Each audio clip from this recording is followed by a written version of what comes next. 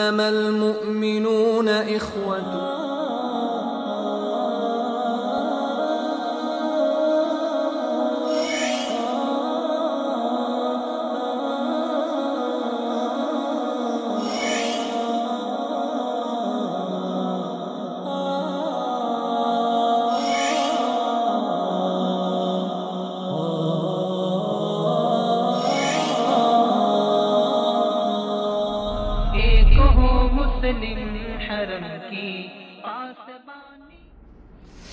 السلام علیکم ورحمۃ اللہ وبرکاتہ. ناظرین، پروگرام ایک ہوں مسلم کے ساتھ آپ کا میزبان عبداللہ علمزیب حاضر خدمت ہے. ناظرین کرام، آج کے پروگرام میں ہم انتہائی دو اہم موضوعات پر بات کریں گے. پہلے موضوع میں ہم ڈسکس کریں گے کہ کیوں بار بار مسلمانوں کے ایمانی جذبات کو مجروح کرنے کے لیے مغرب، تعصب پسند مغرب، کبھی قرآن پاک کی بے حرمتی کا مرتکب ہوتا ہے تو کبھی مسلمانوں کو اذیت دینے کے لیے، مسلمانوں کو تکلیف دینے کے لیے رسول پاک صلی اللہ علیہ وسلم کے گستاخانہ خاکے بنا کر ہمارے ایمان کا امتحان لیتے ہیں. ناظرین کرام، بلا شبہ یہ گستاخانہ خاکے، یہ قرآن کی بے حرمتی، یہ رسول کی بے حرمتی، یہ ہمارے ایمان اور ہمارے جذبات کا امتحان ہے. لیکن آج پروگرام میں ہم اس حوالے سے بات کریں گے کہ اس امتحان میں ہم کامیاب کیسے ہو سکتے ہیں. یہ جو گستاخانہ خاکے بنائے جاتے ہیں، اس کے رد عمل میں ہم کیا کریں، اس کو آج ہم ڈسکس کریں گے پروگرام کے پہلے سیشن میں. پروگرام کے دوسرے سیشن میں ناظرین ہم بات کریں گے کہ ایران میں، جیسا کہ آپ کے ناظرین کے علم میں ہے کہ ایران میں عوامی مظاہرے دن بدن بڑھتے جا رہے ہیں. جیسے ہی عوامی مظاہرے بڑھ رہے ہیں، اس کے ساتھ ساتھ حکومتی تشدد بھی آئے روز بڑھ رہا ہے. کبھی اہل سنت مسلمانوں کو شہید کر کے، بے دردی کے ساتھ ان کا قتل عام کر کے، شاید ولایتی فقیہ کے ڈھکوسلے مظاہرین کو ڈرانا دھمکانا چاہتے ہیں.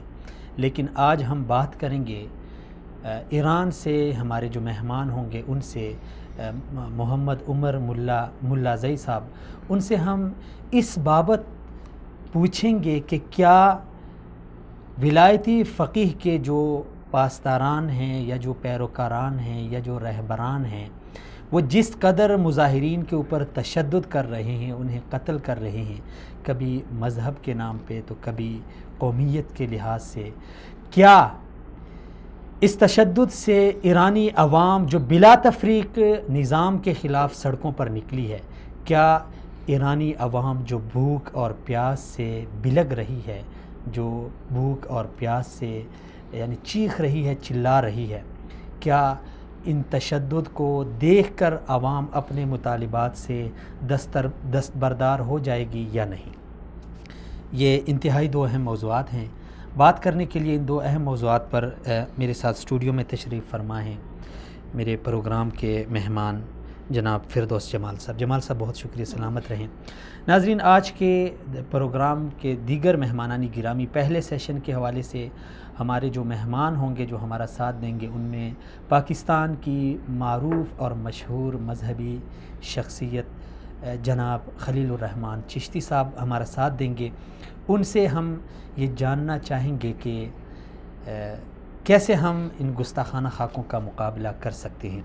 اسی طرح رسول خدا صلی اللہ علیہ وسلم کی محبت یقیناً ہمارے لیے سب کچھ ہے، جان سے بھی بڑھ کر، اپنی اولاد سے بھی، اپنی جان سے، اپنے مال سے، ہر چیز سے ہمیں رسول خدا صلی اللہ علیہ وسلم کی ذات محبوب ہے. تو جب ایسی صورتحال ہوگی تو یقیناً ہمیں تکلیف ہوگی. اور ایسی صورتحال سے گزرتے ہوئے آئے ہمارے ایک نو مسلم بھائی مرزا محمد عمران صاحب، جو پہلے قادیانیت کے پیروکار تھے، مبلغ تھے قادیانی اس باطل مذہب میں، ابھی وہ مسلمان ہو کے آئے ہیں. ان سے بھی ہم ان کے تاثرات جانیں گے. جمال صاحب بہت شکریہ آپ کا ایک بار. ناظرین اگر ہمارا پروگرام دیکھنا چاہیں تو فیس بک پہ لائیو ہمارا پروگرام دیکھ سکتے ہیں. اپنی آراء کا اظہار ضرور کریں. جمال صاحب، کیوں بار بار ایسے ہو رہا ہے یعنی کبھی قرآن کی بے حرمتی ہوتی ہے تو کبھی رسول پاک صلی اللہ علیہ وسلم کی. کیا یہ مسلمانوں کا امتحان لیا جاتا ہے یا مسلمانوں کو اذیت دی جاتی ہے؟ بسم اللہ الرحمن الرحیم. سب سے پہلے تو عبداللہ صاحب بہت اہم اور سلگتے ہوئے دو موضوعات ہیں. آپ کا سوال جہاں تک اس کا تعلق ہے، عبداللہ صاحب مسلمانوں کے باہم بہت سارے چیزیں مختلف ہی ہیں جن پہ اختلاف ہو سکتا ہے، جی بالکل، مباحثے ہو سکتے ہیں، ڈسکشنز ہو سکتی ہیں، جی. لیکن محبت رسول اور نبی صلی اللہ علیہ وسلم کی ذات وہ واحد شے ہے جس پہ کوئی اختلاف نہیں ہو سکتا. اس کی حرمت، اس کی عزت، اس کا احترام، اس کی رسپیکٹ، کہ مسلمان اس پہ اپنا تن من دھن، اپنا سب کچھ اس پہ نچاور کرنے کے لیے، قربان کرنے کے لیے ناموس رسالت پہ ہم ہر دم ہمہ دم تیار رہتے ہیں، اور اس پہ کوئی کمپرومائز، کوئی سمجھوتا مسلمان کرنے کے لیے تیار نہیں ہے. یہ بات کفار اچھی طرح سے جانتے ہیں، یہ بات مسلمانوں کے جو دشمن آج سے نہیں، روز اول سے یہ بات کو جانتے ہیں. اور اسی کی ترجمانی اقبال نے کی ہے کہ وہ فاقہ کش کی موت سے ڈرتا نہیں ذرا، روح محمد اس کے بدن سے نکال دو. شیطان نے ابلیس کی جو مجلس شورا تھی اس میں یہی مشورہ رکھا کہ مسلمانوں کو اگر توڑنا ہے، مسلمانوں کو اگر کمزور کرنا ہے، مسلمانوں کو اگر ذلت اور مغلوبیت دینی ہے تو ایک کام کرو بس، کہ ان کے دل سے، ان کی روح سے محمد کو نچوڑ کے نکال دو، محمد کی ذات کو نکال دو، محمد کی محبت کو نکال دو، عقیدت کو نکالو. چونکہ محمد کی صلی اللہ علیہ وسلم جب محبت، جب عقیدت نکلے گی تو مسلمان کچھ نہیں رہے گا، اس کی غیرت اور اس کی حمیت مر جائے گی. تو لہٰذا کفار کو پتہ ہے کہ ہماری سب سے متاع گراں پایا، ہماری سب سے قیمتی شے جو ہے وہ کیا ہے، ہمارے دل میں نبی صلی اللہ علیہ وسلم کی محبت ہے. اس لیے وار وہ وہاں پہ کرتے ہیں جہاں سے ہمارے لیے سب سے زیادہ یعنی دکھتی رگ پہ وہ وار کرتے ہیں. ہوا یہ عبداللہ صاحب، اگر تھوڑا سا آپ ٹائم دے تو میں تھوڑا پس منظر میں جاؤں گا. پہلے تو یہ ذہن میں رکھیں کہ یہ پہلی بار نہیں ہو رہا. پہلے ڈنمارک نے، امریکہ نے، فرانس نے، مختلف ممالک نے نبی صلی اللہ علیہ وسلم کے اوپر فلمیں بنائی، آپ صلی اللہ علیہ وسلم کے کارٹون بنائے، آپ صلی اللہ علیہ وسلم کے خاکے بنانے کی کوشش کی.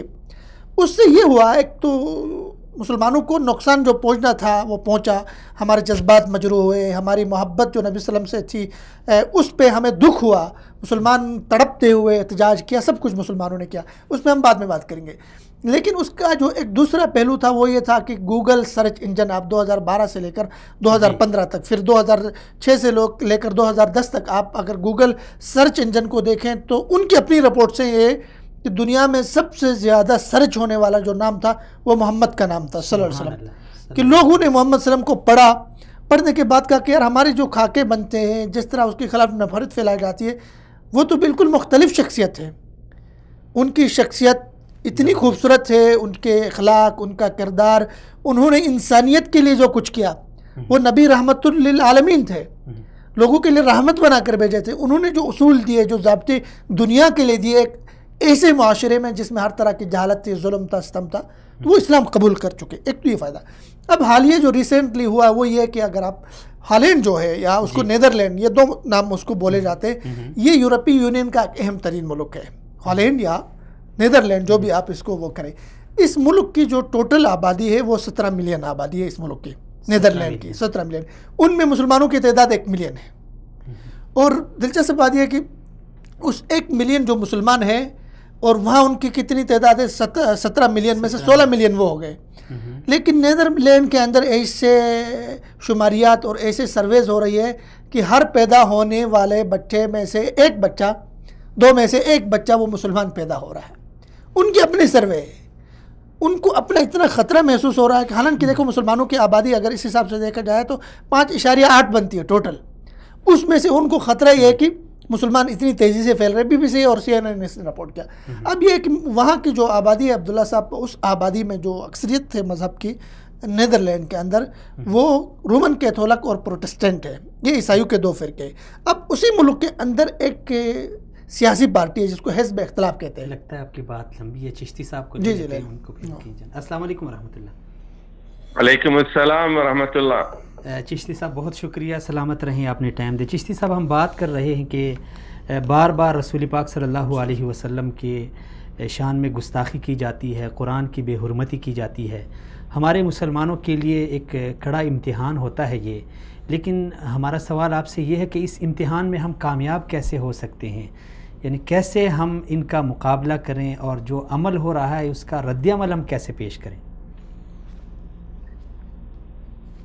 دیکھیے، سب سے پہلے بات تو یہ ہے کہ امت مسلمہ کا اس وقت سب سے بڑا المیہ یہ ہے جی کہ ہماری لیڈرشپ اسلام کے بارے میں یکسو نہیں ہے اور قومیں قیادت سے بنتی ہیں. جی ہماری لیڈرشپ کو یہ پتہ ہی نہیں ہے کہ رسول اکرم صلی اللہ علیہ وسلم کا کیا مقام اور کیا مرتبہ ہے. اور اس دین کی ساری بنیادیں صرف دو چیزوں پر ہیں، ایک اللہ کی کتاب قرآن مجید اور دوسرے نبی کریم صلی اللہ علیہ وسلم کی شخصیت، جس میں آپ کے اقوال اور آپ کے اعمال سب شامل ہیں. اور اگر یہ شخصیت درمیان سے ہٹا دی جاتی ہے تو دین اسلام قائم نہیں رہ سکتا. جی بالکل. جی تو یہ بڑا مسئلہ ہے. اب ہمارے ہاں 57 ممالک ہیں اسلامی ممالک، ان کو آواز اٹھانی چاہیے. اگرچہ کہ اسلامی جماعتیں اور تنظیمیں اپنی صدائیں بلند کر رہی ہیں، اپنا احتجاج رجسٹر کروا رہی ہیں، لیکن یہ کام سفارتی سطح پر ہو، یہ کام یونائٹڈ نیشنز کی سطح پر ہو، یہ کام بین الاقوامی سطح پر ہو. تو اور مغرب اس کی اجازت دیتا ہے کہ مذہبی آزادی ہو، لیکن اس کے ساتھ ساتھ مغرب یہ بھی تسلیم کرتا ہے کہ بلاسفیمی کے لاس ہیں اور حضرت عیسیٰ پر تنقید نہیں کی جا سکتی، حضرت مریم پر تنقید نہیں کی جا سکتی. جب ان کے مذہبی رہنماؤں پر تنقید نہیں کی جا سکتی تو پھر ہمارے مذہبی رہنماؤں پر کیسے کی جا سکتی ہے؟ جی بالکل. تو یہ اصل مسئلہ ہے امت مسلمہ کی قیادت کا، میں سمجھتا ہوں.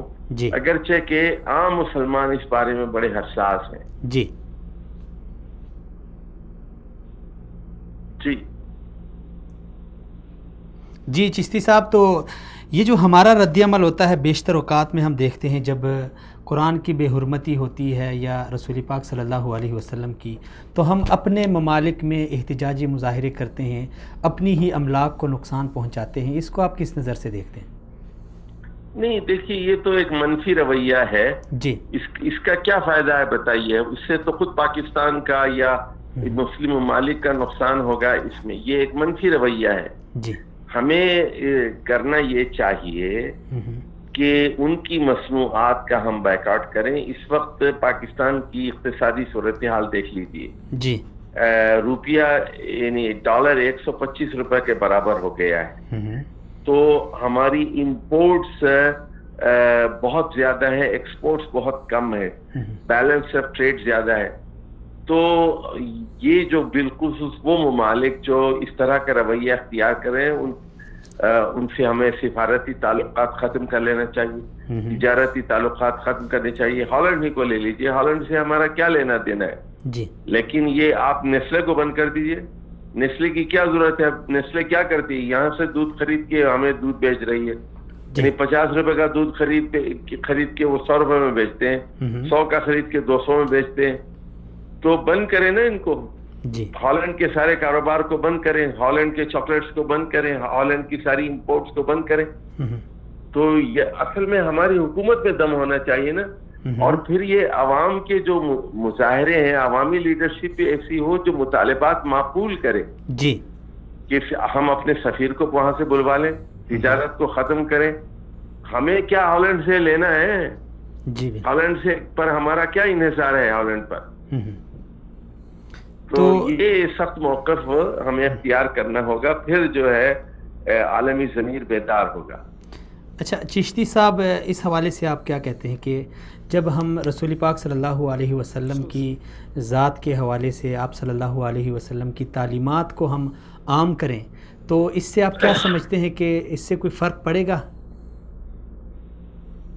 دیکھیے، ہمارے نزدیک تو رسول اکرم صلی اللہ علیہ وسلم کی شخصیت کا ایک ایک پہلو بہت ہی محترم ہے اور قابل اتباع ہے. یعنی ان کنتم تحبون اللہ فاتبعونی فاتبعونی یحببکم اللہ. تو اللہ کی محبت بھی صرف اسی صورت میں نصیب ہو سکتی ہے جب ہم محمد صلی اللہ علیہ وسلم کی پیروی کریں، جی بالکل، ورنہ ہم اللہ کی محبت سے محروم ہو جائیں گے. تو اب ان کی شخصیت ہی کو مشکوک بنا دیا جائے اور ان کی ذات پر حملے کیے جائیں، اور یہ بات شاید آپ کے علم میں ہو کہ دنیا کا کوئی پیغمبر ایسا نہیں ہے جس کی پوری زندگی محفوظ ہو. ہم نہیں جانتے کہ حضرت عیسیٰ علیہ السلام کی زندگی کیا تھی، عیسائی بھی نہیں جانتے. جی. موسیٰ علیہ السلام کے کتنے بچے تھے، کتنی بیویاں تھیں، ہم نہیں جانتے. جی. اسی طرح بہت سارے پیغمبروں کی زندگی وہ پردے خفا میں ہے. جی. لیکن واحد شخصیت یعنی اللہ نے نہ صرف قرآن کی حفاظت کی ہے بلکہ محمد صلی اللہ علیہ وسلم کی ایک ایک پہلو اور ایک ایک ادا کی حفاظت کی. آپ کا کھانا، آپ کا پینا، آپ کا چلنا، آپ کے اسفار، آپ کی جنگ، آپ کی صلح اور آپ کی حکومت اور آپ کے اسفار، پھر آپ کا بیویوں سے، پڑوسیوں سے، رشتہ داروں سے تعلق، ایک ایک چیز، آپ کی طہارت، آپ کی نماز، یعنی یہ یعنی حدیث میں آتا ہے یہاں تک کہ پیشاب پاخانے کی باتیں بھی اس امت نے محفوظ کی ہیں اور نسل در نسل یہ منتقل ہو رہی ہیں. تو محمد صلی اللہ علیہ وسلم کا اسوہ ہمارے لیے ایک نمونہ اور مثال ہے. لقد کان لکم فی رسول اللہ اسوۃ حسنہ. اگر یہ شخصیت ہی داغدار بنا دی جائے اور اس کو ہی متنازع بنا دیا جائے تو مسلمان ان کی پیروی نہیں کریں گے، اور یہی مغرب چاہتا ہے. اصل میں جو لڑائی ہے ہماری اور مغرب کی، وہ اسلامی تہذیب کی لڑائی ہے. یہ تہذیبوں کا تصادم ہے یہ جی، اور وہ محمد صلی اللہ علیہ وسلم کی ذات پر منتج ہوتا ہے.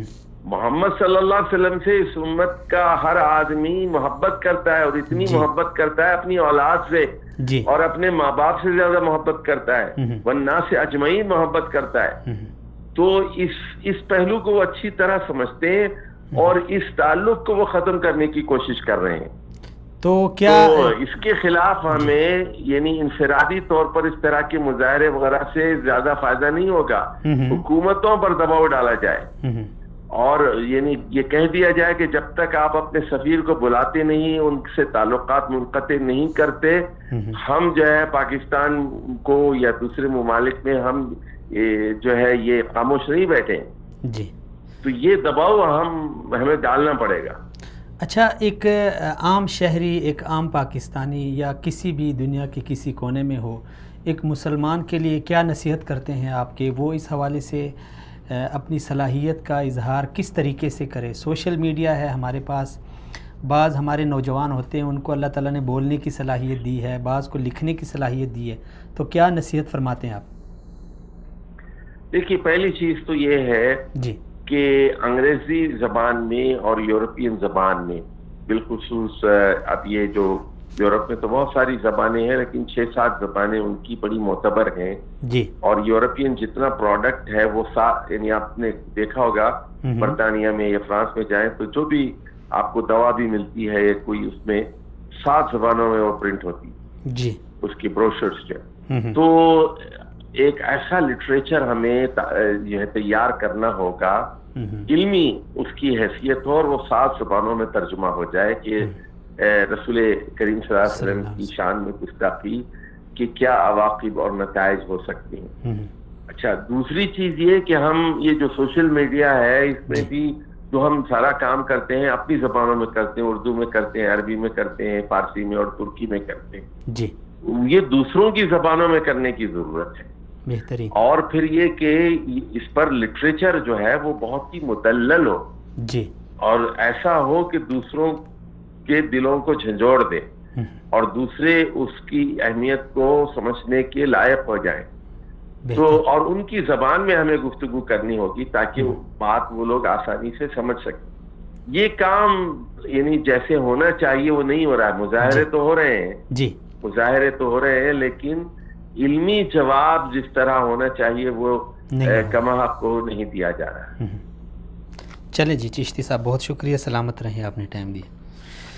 جی جمال صاحب، پس منظر پہ آپ بات کر رہے تھے. جی، چشتی صاحب نے تو کافی ساری باتیں اس کا حل بھی بتایا اور بہت خوبصورت انہوں نے باتیں کی، خاص کر لٹریچر کے حوالے سے کہ ہمیں کس طرح کا لٹریچر وہ کرنا چاہیے. میں اسی طرف آ رہا ہوں. پہلے تو یہ کہ وہاں پہ جو ہالینڈ میں نیدرلینڈ میں جو خاکے شائع ہوئے اس کے لیے ایک ماحول وہاں پہ کریٹ کیا گیا, ایک ماحول تیار کیا گیا.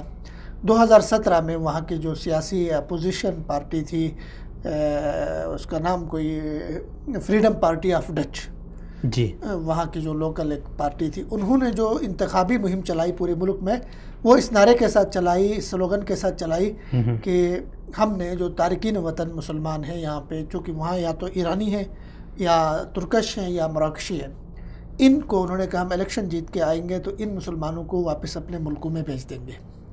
تو ان کی کمپین کا جو ایک کمپین انہوں نے چلائی, اور اتنی نفرت پہ مبنی ان کی کمپین تھی.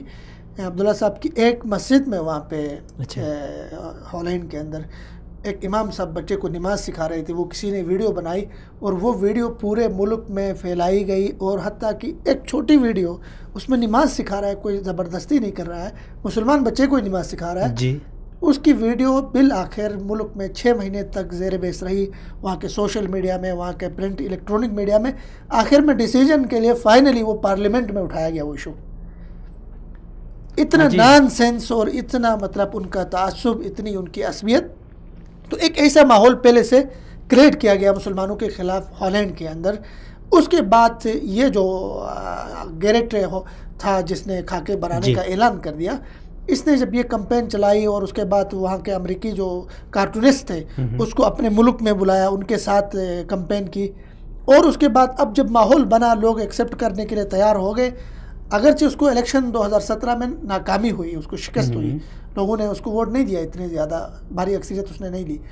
اس کے بعد اس نے یہ اعلان کیا کہ میں پارلیمنٹ کے گیلری کے اندر جو ہے نا وہ خاکے بنانے کا میں مقابلہ کراؤں گا, اور دنیا بھر کے جو کارٹونسٹ ہیں وہ آئے اور یہاں پہ وہ بنائے اپنے فن کا. اب ایک وہاں پہ اس کو روکا جا سکتا تھا, وہ تھی وہاں کی جو ایک ایجنسی ہے ان کی انسداد دہشت گردی کی, وہ روک سکتی تھی, لیکن انہوں نے لائسنس دیا, اس کو اجازت دی انہوں نے کہ آپ کارٹون شائع کریں, ہماری طرف سے آپ کے لیے اجازت ہے.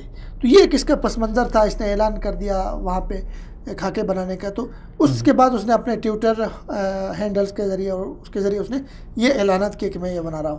اب بات یہ کہ عبداللہ صاحب یہ ان کا پس منظر تھا, یہ ان کا وہ جو ارادہ تھا یہ تھا. اب سوال یہ کہ ہم نے کیا کرنا ہے. بہترین, ایک تو چشتی صاحب نے بتا دیا کہ ہم مطلب ہمیں مختلف, چونکہ ہم مسلمان جب ہیں تو ہم نے دیکھنا ہے کہ انفرادی طور پہ ہم کیا کر سکتے ہیں, اجتماعی طور پہ کیا کر سکتے ہیں, ہماری حکومتیں کیا کر سکتی ہیں, ہمارے سفارتی تعلقات کیا کر سکتے ہیں.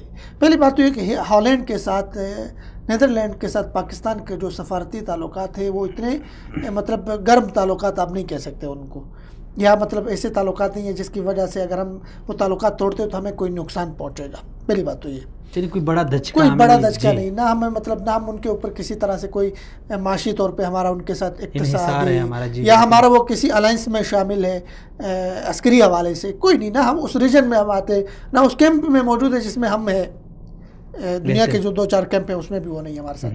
تو ان کے ساتھ سب سے پہلے تو ان کو جواب دینے کا بہترین ذریعہ یہ تھا کہ پاکستان, ترکی, سعودی عربیہ یا 2-4 جو بڑے ممالک ہیں وہ اگر اپنے سفارتی تعلقات منقطع کرنے کی دھمکی دیتے تو ان کے ہوش ٹھکانے آتے.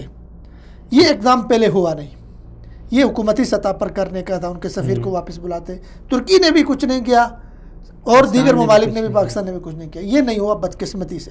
پھر اس کے بعد دوسرا ہمارے پاس ایک حل یہ تھا کہ مطلب ملک گیر طرح کے احتجاج ہوتے. ظاہر ہے یہ احتجاج ہمارے ملک کے علاوہ اس طرح کے احتجاج کی کوئی اگزامپل دوسرے ملکوں میں نہیں ملتی ہے, الا ترکی میں تھوڑا بہت اگر ہوتا ہے, باقی عرب ممالک میں احتجاج کا وہ ٹرینڈ نہیں ہے, وہ احتجاج نہیں کرتے ہیں, عوامی احتجاج کا وہاں کوئی کانسیپٹ ہی نہیں ہے.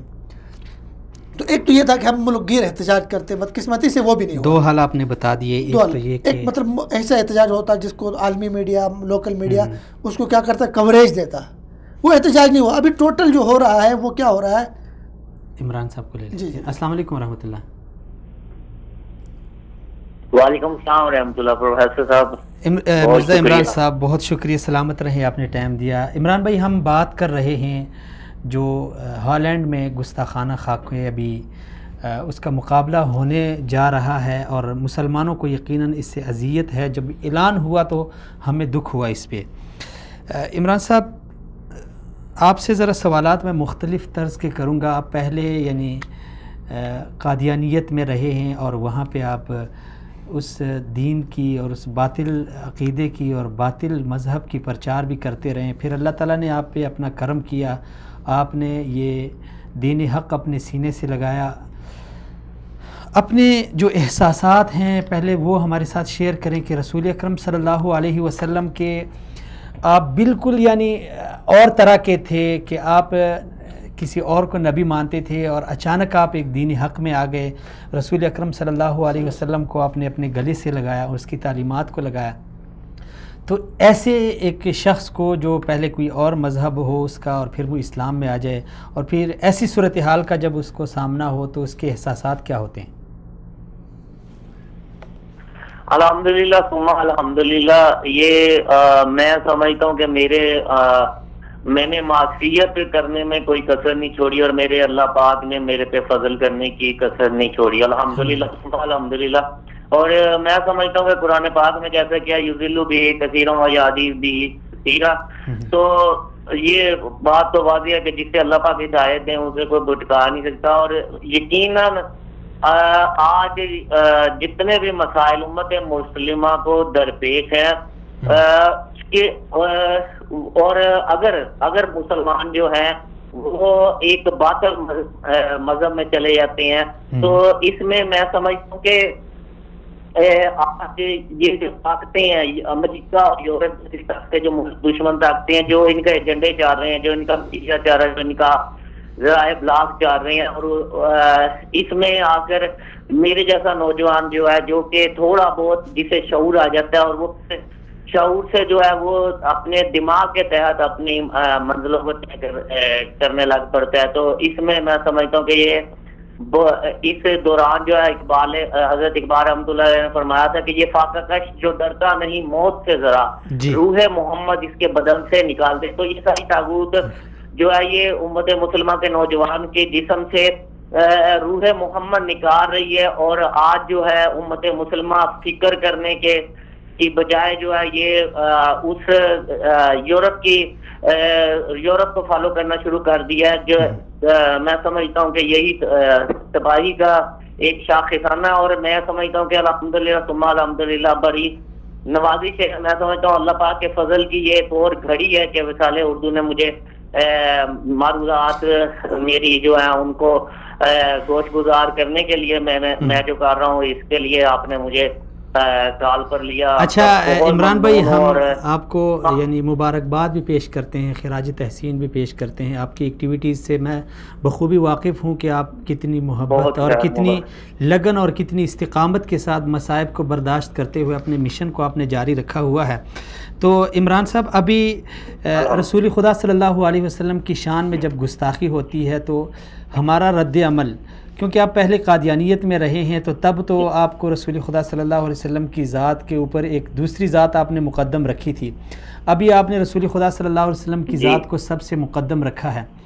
تو جب ایسی صورتحال ہوتی ہے تو ہم یعنی مسلمان ایسا کیا کریں کہ جو باطل لوگ ہیں جو ہمیں اذیت دیتے ہیں, ہمارے ایمان کا امتحان لیتے ہیں, وہ اپنی ان یعنی جو ناپاک عزائم سے وہ باز آ جائیں؟ کیسا یعنی کیا ہم کریں مسلمان, کیا عمل کریں, کیا جد و جہد کریں ہم؟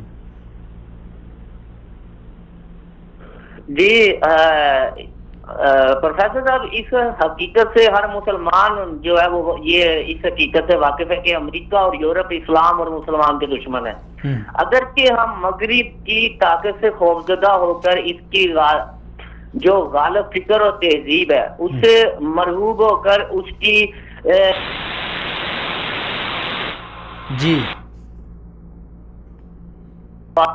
ڈپلومیٹک یعنی منافقانہ انداز اختیار کرتے ہوئے گلوبلائزیشن اور مذاہب اور تہذیبوں کے درمیان جو مکالمے ہیں اس کے علمی جو فارمز ہیں ان پر معروضی انداز اختیار کرنے کے ذوق میں اظہار نہیں کرتے یا اظہار کر نہیں پاتے. ٹھیک ہے جی. دوسری بات بدقسمتی ہے کہ عالم اسلام کی جو عوامی سطح پر رابطے کی دو تنظیمیں ہیں وہ دونوں غیر فعال ہو چکی ہیں. تیسری بات یہ ہے کہ مسلمان حکومتیں جو ہیں ان کے مسلم حکومتوں کی جو نمائندہ تنظیم ہے OIC، جب بھی ناموس رسالت صلی اللہ علیہ وسلم جیسا مسئلہ بھی کھڑا ہو جاتا ہے تو وہ انگلش والا OIC ستو پی کر سو جاتی ہیں.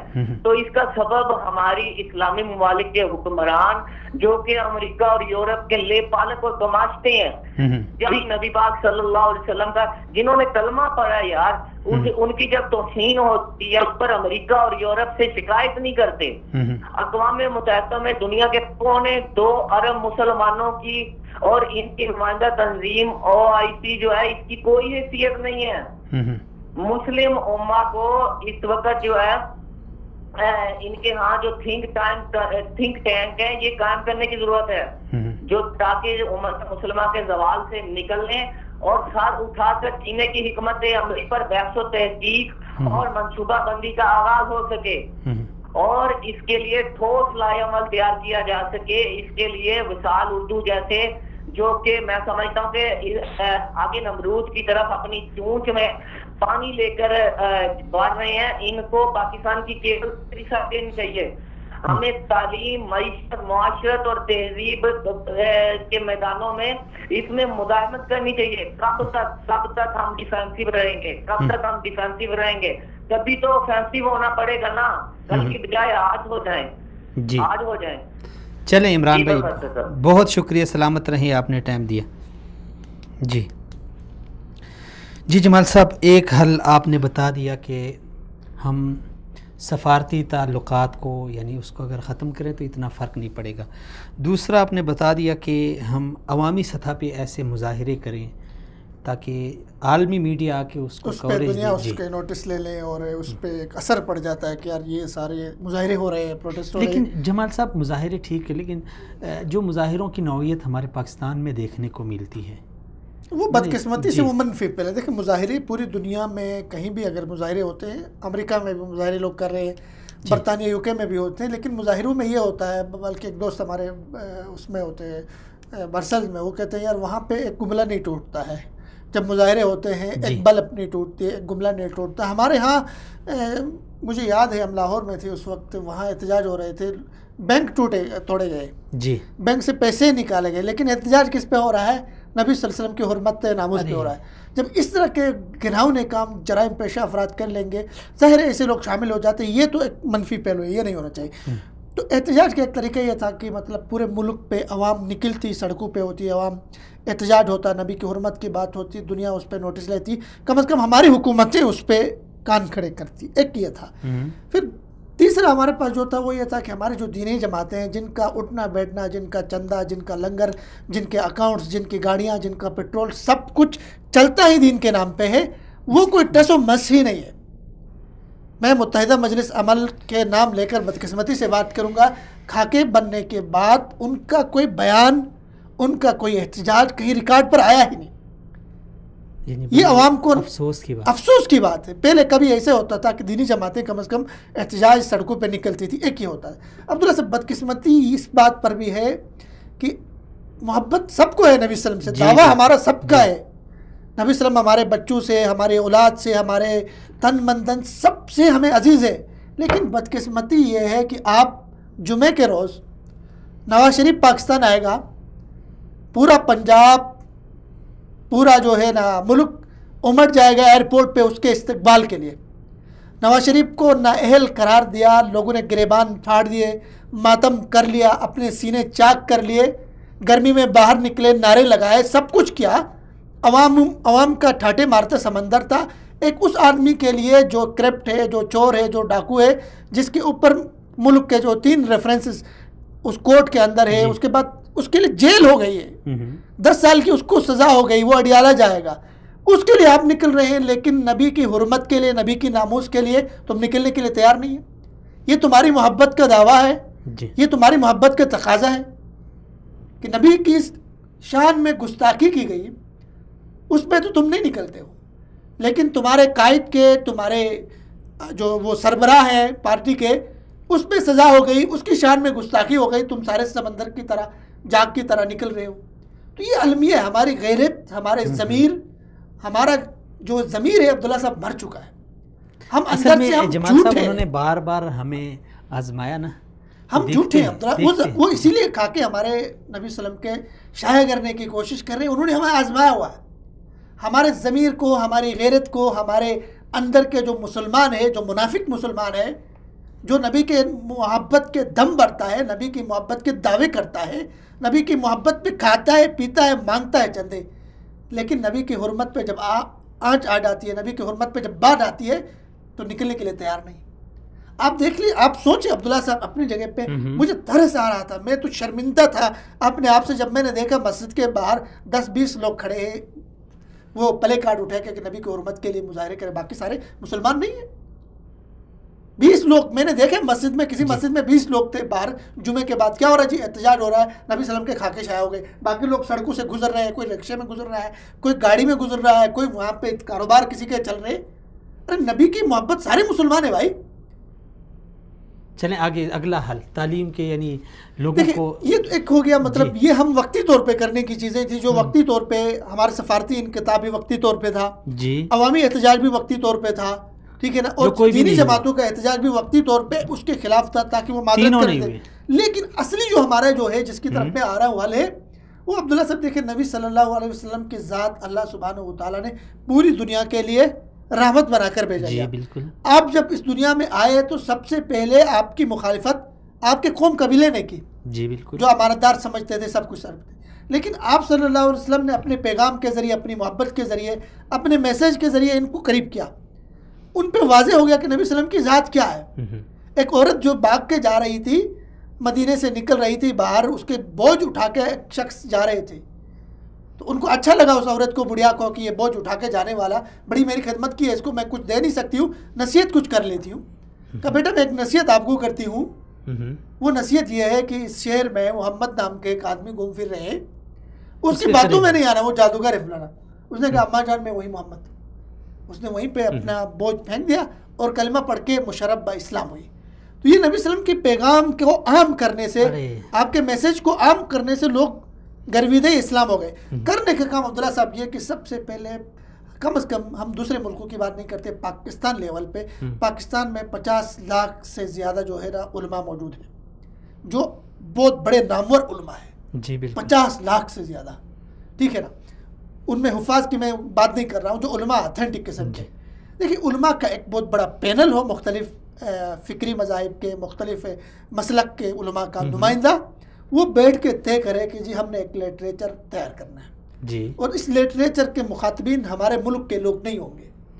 اس لٹریچر کے مخاطبین کون ہوں گے؟ مغرب ہوگا. اس لٹریچر کے مخاطبین, ٹھیک ہے نا, یورپ کے لوگ ہوں گے. ان کو بتانا ہے کہ بھائی یہ ہمارے نبی صلی اللہ علیہ وسلم ہے, یہ آپ کی سیرت ہے, یہ آپ کی صورت ہے, یہ آپ کا مشن تھا, یہ آپ کی تعلیمات, یہ آپ کی تعلیمات ہے. جب یہ اس کو پھر اس لٹریچر کو دنیا کی مختلف بڑی اور اتھینٹک, دیکھو اس کا جو اسلوب ہے وہ دعوتی ہونا چاہیے, اس کے اسلوب پہ چاشنی ہونی چاہیے, اس کے اسلوب میں دلائل ہونے چاہیے, وہ دنیا کے سامنے رکھے. دیکھیں, اور اس کو انٹرنیٹ, دیکھ عبداللہ صاحب انٹرنیٹ پہ آپ سرچ کریں, اسلام کے بارے میں سرچ کریں, قادیانیوں کا لٹریچر پڑھا ہے, مسلمانوں کا لٹریچر نہ ہونے کے برابر ہے مختلف عالمی زبانوں کے اوپر. تو ایک اس طرح کا لٹریچر جو ہو وہ تیار ہو, اس کے لیے ایک بہت بڑا فورم بنایا جائے, جو علماء کا بہت بڑا مختلف قسم کے. دیکھیں لوگ, میں حلفیہ کہتا ہوں, اگر اس طرح کا کوئی پینل بنتا ہے, ہمارے عورتیں اپنا زیور دے دیں گے چندے میں آپ کو. یہ کرنے کا کام ہے, ٹھیک ہے نا. ہمارے جو تاجر ہیں اپنے تجوریاں کھولیں گے اس کام کے لیے, لیکن یہ عملی کام کرنے کے لیے کوئی قدم اٹھائے. ہمارے کیا بنتے ہیں, فورمز بنتے ہیں, وہ جذباتی تقریروں سے آگے بات نکلتی ہی نہیں. اور جس طرح چشتی صاحب نے فرمایا کہ ہم اپنے حد تک رہتے ہیں, جو بھی کام کرتے ہیں پشتو میں, اردو میں, ٹھیک ہے, ان کی زبان میں, ان کی زبان میں ایک بہت بڑا لٹریچر. یہ ہے علماء کرام کے متخصصین کا, جو اسپیشلسٹ ہیں, ان کا کام ہے کہ وہ اس پہ کرے کام, اور یہ دیرپا کام ہے, یہ چلتا رہے گا ادارہ.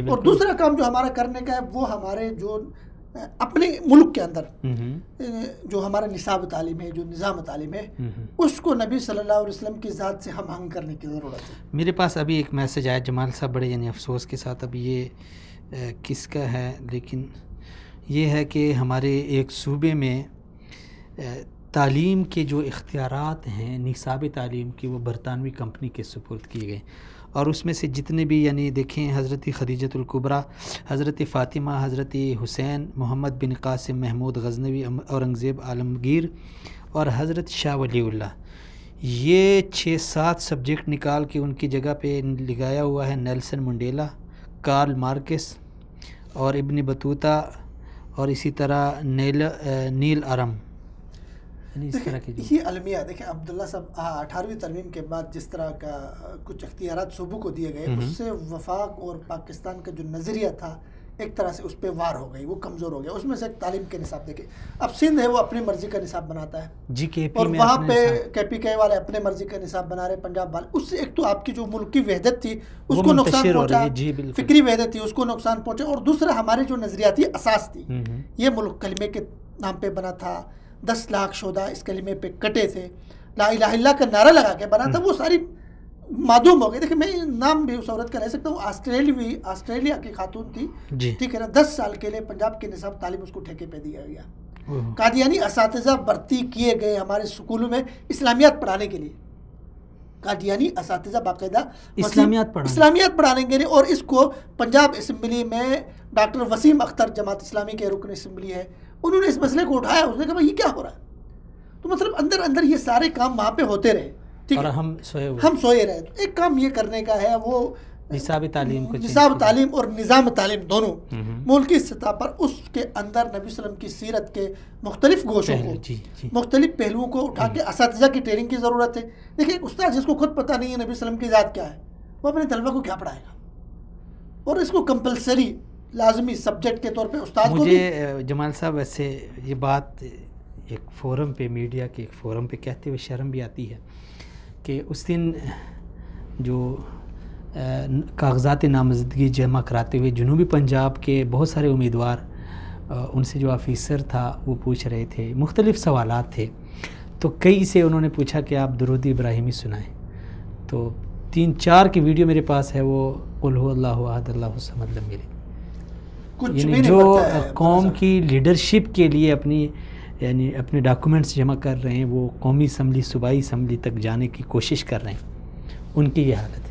وہی نا عبداللہ صاحب، ایک تو وہی شعور کی کمی، وہی علم کی کمی، وہی دیکھو لوگوں کو اتنی سطحیت پہ لے کر آ گئی نا، وہ جیسے کہ وہ فاقہ کش کی موت سے ڈرتا نہیں، ذرا اس کے دل سے محمد کی وہ روح نکال دیں. جی حل میرے خیال میں اتنے کافی ہیں، خاص کر یہ جو آخری ہے، کیونکہ یہ دیر پا ہے. ہم رسول اللہ علیہ وسلم کی محبت کو عام کریں گے، ان کی تعلیمات کو عام کریں گے، تو جس طرح آپ نے پہلے فرمایا کہ یعنی گوگل پہ سب سے زیادہ سرچ کیا گیا یہ نام تھا، تو ظاہر بات ہے یہ خاکے ہمارے لیے اچھے ہوں گے، لیکن اگر ہم اس کا ایک سوچ سمجھ کے ساتھ اس کا جواب دے دیں. جمال صاحب چونکہ ٹائم ہمارے پاس کم ہے اور دوسرے ٹاپک پہ ابھی ہم نے بات کرنی ہے، ایران میں جس طرح مظاہرے ہو رہے ہیں، آپ بخوبی آگاہ ہیں اس سے، تو ان مظاہروں کو کچلنے کے لیے ابھی حکومت بڑے یعنی اوچھے ہتھ کنڈوں پہ اتر آئی ہے. اب بھی سوال یہ ہے کہ جو سلگتی قوم، بلکتی قوم بھوک اور پیاس سے، کیا ان تشدد سے خوف کھا کر یہ ایرانی عوام اپنے مطالبات سے دستبردار ہو جائے گی یا اس طرح جاری رہیں گے؟ سب سے پہلے تو عبداللہ صاحب ایران کے حوالے سے یہ کہنا چاہوں گا کہ آج کی ریسنٹ جو وہاں پہ ڈیولپمنٹ ہو گئی اس حوالے سے، جو احتجاجی عوامی تحریک ان کی کافی عرصے سے چل رہی ہے، اور اس میں یہ کہ 8 لوگوں کی پھانسیاں ہو گئی ہیں آج، اور ان کے اوپر ان کے فرد جرم یہ عائد کیا گیا کہ انہوں نے ایرانی پارلیمنٹ کے اندر گھسنے کی کوشش کی اور خمینی صاحب کے مزار کی توہین کی انہوں نے کوشش کی. یہ ان کے اوپر فرد جرم تھا، ہے جرم ضعیفی کی سزا مرگ مفاجات. تو اس کے علاوہ جو آج کے میرے پاس رپورٹیں آئی ہے، بلوچستان سیستان ان کے واقع صوبہ ہے، وہاں پہ کوئی 20 کے قریب لوگوں کو زخمی کیا گیا ہے احتجاج کرنے والوں کو تشدد کر کے. اچھا، اسی طرح تہران کے ایک ڈسٹرکٹ ہے، وہاں پہ بھی پانی کے لیے نکلے ہوئے لوگوں کو تشدد کا نشانہ بنایا گیا ہے اور ان کو زد و کوب کیا گیا، ان کو ڈرایا گیا، سارا کچھ ہو گیا. تو ایران کی صورتحال جو اندر کی ہے وہ بڑی مخدوش ہے. بنیادی طور پہ وہاں پہ جو لوگ احتجاجی تحریک چل رہی ہے وہ منظم ہو رہی ہے، وہ ان کے ایک ٹائم فریم ان کا بنا ہوا، انہوں نے اپنے ایکسٹینڈ دیا ہوا ہے کہ ہم نے اس کو لے کے آگے چلنا ہے. تو بنیادی طور پہ ان کے 4-5 بین جو ان کے چارٹر آف ڈیمانڈ. اچھا، عمر صاحب کو لے لیتے ہیں اگر آپ کے بھی کچھ سوالات ہیں، کیونکہ ایران سے ہیں ان کا تعلق. السلام علیکم ورحمۃ اللہ. السلام علیکم ورحمۃ اللہ. وعلیکم السلام ورحمۃ اللہ عمر وبرکاتہ۔ ملا زئی صاحب بہت شکریہ، سلامت رہیں، آپ نے ٹائم دیا۔ عمر صاحب ہم بات کر رہے ہیں ایران میں جو عوام سراپا احتجاج ہے، اور حکومت پہلے سے تشدد پہ اتر آئی تھی، لیکن اب ہمیں کچھ اطلاعات ملی ہیں، ابھی جمال صاحب نے بھی فرمایا کہ ریسنٹلی آج 8 لوگوں کو پھانسیاں دی گئی ہیں، اور اسی طرح اس سے قبل اس دن ہم نے دیکھا کہ سیستان بلوچستان میں اہل سنت کے ایک عالم دین کو بے دردی کے ساتھ شہید کیا گیا۔ اب سوال یہ ہے ملا زئی صاحب کہ حکومت ایسا کیوں کر رہی ہے، اور کیا یہ جو قتل اور یہ جو پھانسیاں ہیں اس سے خوف کھا کر، اس سے ڈر کر جو ایرانی مظاہرین ہیں، جو عوام ہیں، کیا وہ اپنے مطالبات کو چھوڑ دیں گے، گھروں میں بیٹھ جائیں گے، یا اپنی جد و جہد کو جاری رکھیں گے؟ السلام علیکم ورحمۃ اللہ۔ میں آپ پر اور آپ کے ٹی وی کی دیکھنے والوں کو سلام عرض کر رہا ہوں۔ وعلیکم السلام ورحمۃ شکریہ اللہ۔ بھی یہ وقت ہم کو دے دیا ہے۔ بات یہی ہے کہ ایرانی عوام پر یہ حکومت صفوی اور خمینی حکومت پر ابھی 1 سال 2 سال کی ظلم نہیں ہے کہ عوام پر ہو رہا ہے، 40 سال ہے کہ یہ حکومت عوام پر ظلم کر رہا ہے۔ پہلے جب وہ اسلام کی نام پر ایران میں آیا اور کہا میں اسلام کو زندہ کروں گا، لوگوں کو یہ فریب ہوا کہ حقیقت شاید یہ اسلامی بات کر رہا ہے، اسلامی حکومت جاری کر رہا ہے اور اسلامی کام کر رہا ہے۔ لیکن جب ان کی کردار ظاہر ہو گیا، یہ کوئی ایک بھی اسلامی کام نہیں کیا، اسلام کو حمایت بھی نہیں کیا، لیکن در حقیقت یہ اسلام کی دشمن تھا۔ اور ان کی ایک فکر ہے جو صفوی فکر ہے اور سنی کی دشمنی کی فکر ہے، اور سارے دنیا کی مسلمانوں کی دشمنی کی فکر ہے۔ وہ چاہتا ہے یہ فکر کو سارے دنیا میں پھیلائے اور دنیا کو اپنی تصرف کرے۔ اس وجہ سے اپنی عوام کی الگ جو عوام کو حقوق ہے، حق ہے، اور ایران آپ بھی جانتا ہے کہ ذخائر، تیل کی ذخائر بہت زیادہ ہے، معدنیات بہت زیادہ ہے، گیس بہت زیادہ ہے، دنیا کی ثروت مند ملکوں میں سے ایک بڑے ملک ہے، لیکن ان کی باوجود ایران کی عوام فقر اور بیچارگی کے اندر ہے۔ اور ابھی جب دیکھ رہے ہیں یہ 2-3 مہینے کے اندر ایران کی جو پیسہ ہے، ارض کہتے ہیں، وہ پیسہ 70% ان کی جو ارزش ہے وہ کم ہو رہا ہے۔ دیکھ رہے ہیں کہ ڈالر کی قیمت بہت اوپر ہو رہا ہے اور ایران کی پیسہ بہت نیچے آ رہا ہے، اور ان کی وجہ ہے سارے سامان ہے، دنیائی اور زندگی معاش کی سامان ہے اور کھانے کی سامان ہے، سارے چیز اوپر ہو رہا ہے، اور عوام کو اتنی قدرت نہیں ہے کہ اپنی ضروریاتی چیز بھی خرید لیں۔ اس وجہ سے عوام نکلا ہے، باہر نکلا ہے اور بول رہا ہے آپ اتنا سوریہ کے اندر یعنی ہمارے پیسہ ادھر ہی خرچ کر رہا ہے، اور بڑے بڑے لوگوں کی جو حکومت کے اندر ہے، خامنئی ہو یا وہ دوسرے والا ہو، ان کی صاحبزادوں چوری کر کے ایران کی پیسہ لے کر یورپ کے ملکوں میں جا رہا ہے۔ عوام یہ کہہ رہا ہے دوسرے ملکوں کو چھوڑ کر ہماری فکر بھی میں ہو جاؤ کہ ہم ایران کے اندر ہیں۔ یہ ایرانی عوام کا ایک حق پر مبنی ایک مطالبہ ہے، لیکن ملا زئی صاحب اب سوال یہ ہے کہ ایران نے ہر ایک ملک میں مداخلت کی ہے اور اپنے کارندے بنائے ہیں۔ اگر اس کے ہم دیکھیں تو لواء زینبیون ہیں، فاطمی ہیں، اور حزب اللہ ہے، حوثی ہیں، حشد الشعبی ہے عراق میں، ہر ایک ملک میں ان کے اپنے کارندے ہیں، تنظیمیں بنائی ہیں۔ تو اب یہاں پہ سوال یہ ہے کہ کیا ایران اب اپنی عوام کی اس صورتحال کو دیکھ کے ان تنظیموں کو سپورٹ کرے گا، یا اپنی عوام کو چھوڑ کر ان کی سپورٹ کرے گا، یا پھر ان کی سپورٹ چھوڑ کے عوام کی طرف توجہ دے گا؟ ایران کی حکومت اپنی زندگی کو وہ جو دوسرے ملک حزب اللہ ہو یا ہم کہتے ہیں حزب اللہ ہے، یہ حزب اللہ نہیں ہے یا فاطمیون ہے، ان کی حمایت کو اپنی زندگی سمجھتا ہے۔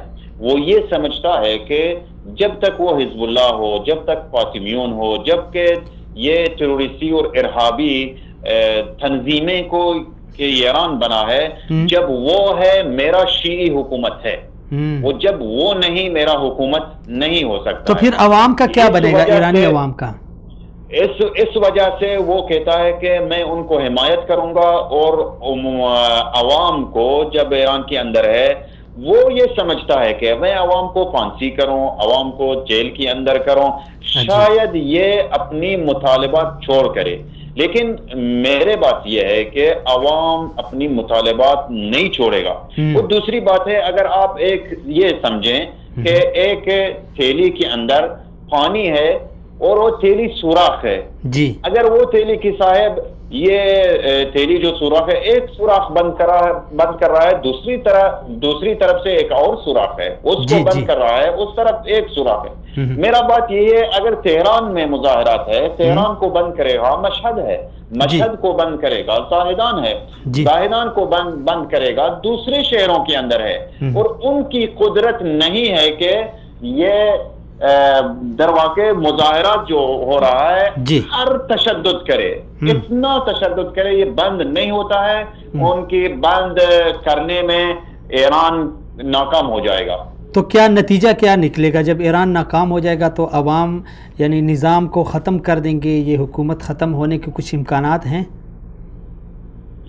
عوام کی بات امکانات ہے, اور ایک چیز میں جو ایران ڈراتا ہے اپنی عوام کو, بولتا ہے جب تک آپ مظاہرات کریں گے اور ہمارا حکومت چل جائے گا, دوسری حکومت جو آئے گا یا آپ کی حالت سوریہ کی طرح ہو جائے گا یا دوسروں کی طرح ہو جائے. لیکن یہ صرف اس وجہ سے ہے کہ عوام ڈر جائے اور مظاہرہ نہ کرے.